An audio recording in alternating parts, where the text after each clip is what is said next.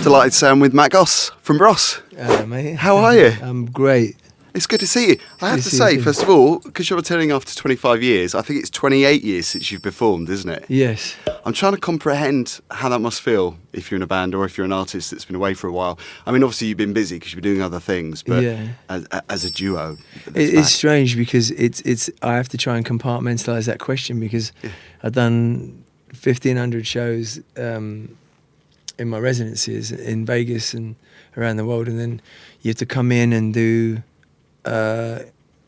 these two massive shows that represent far more than shows. I mean, it's Bros coming back and the engine's starting again, and we're going back to start revving it, ready for the shows. Yeah.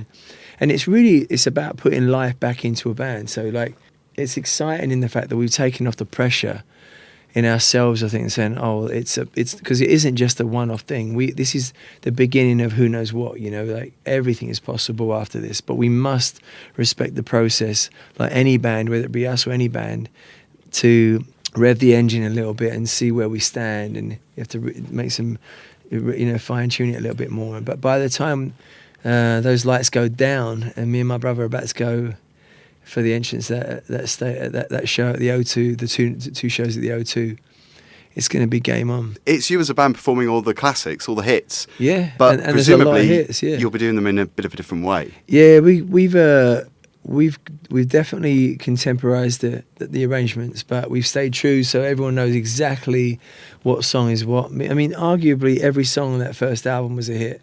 I mean, it's one of those albums. Something like 1 in every 30 people in Britain had that album. Yeah. So, you know, we sold 2-point-something million.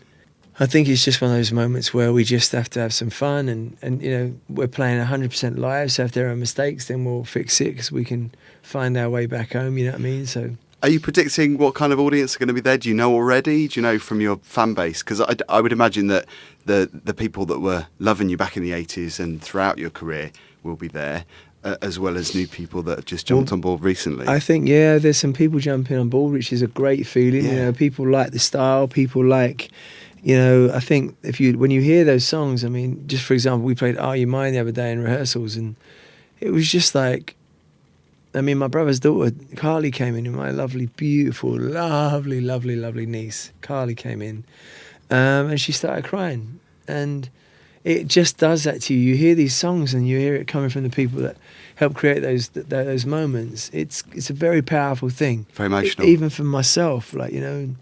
And last night we played a song that nobody's heard, and I actually just wrote a song called Garden of Forgiveness, and just a song I wrote about my brother, my lovely brother, and his lovely wife, and our upbringing, and my wife's mum and my mum, and it's just very, very subtle, but we couldn't get through it last night because it was too emotional. But it was everybody, I mean, big wigs and executives, everybody, because it was so emotional. But it's joyful, it's emotional, it's exactly what music is meant to be, you know. Yeah, nostalgic for the right reasons. Yeah, absolutely. The new single, Love Can Make You Fly. Yeah. Are you going to be doing an album as well? Are you releasing more material? We're going to do Love Can Make You Fly is one of those songs that we didn't know what way to go, whether to come out with stomping, kind of like Chainsmokers kind of approach to a single, or come back and just talk about an address in London, 37 Crawford Road in Camberwell, that meant the absolute world to me and my brother.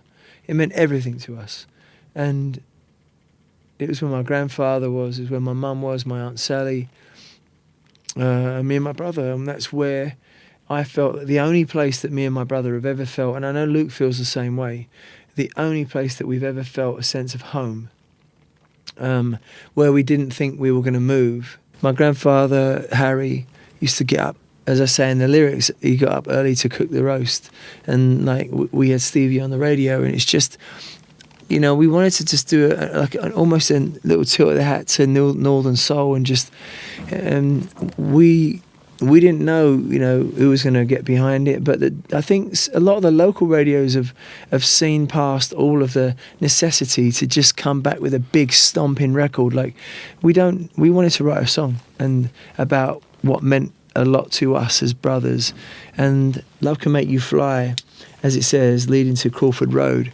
It's the most monumental address in our lives as brothers. So we felt like this would be the time to mention it. And that's great. And that's, in a way, that's less obvious. If you're going to come back and do a kind of big dance production, that's, in a way, that's quite obvious, isn't it? Because you're just doing what a lot of other artists are doing. If you're staying true to yourself and releasing something that isn't necessarily a remix or... Yeah, it's not a race, you know. Yeah. I mean, I keep saying it's not a race. We're going to release a song that's easy. I honestly believe if you put the top down, it's sunny, or you're out, you're just having a drink, and you hear "Love Can Make You Fly," and you know what it's about, and it's easy. It's a really feel good record, and the importance of family and friends and inclusion. It's very important to me. The message, because it's also heavy right now, and it's also somewhat bigoted, and just everything about it. And we just wanted to shine some light. Bros was always responsible for escapism and inclusion, and we just wanted to write a record that didn't really give a fuck about. Yeah, that's great. It still feel good. It still feels good in a lot of ways. Record. Very rootsy.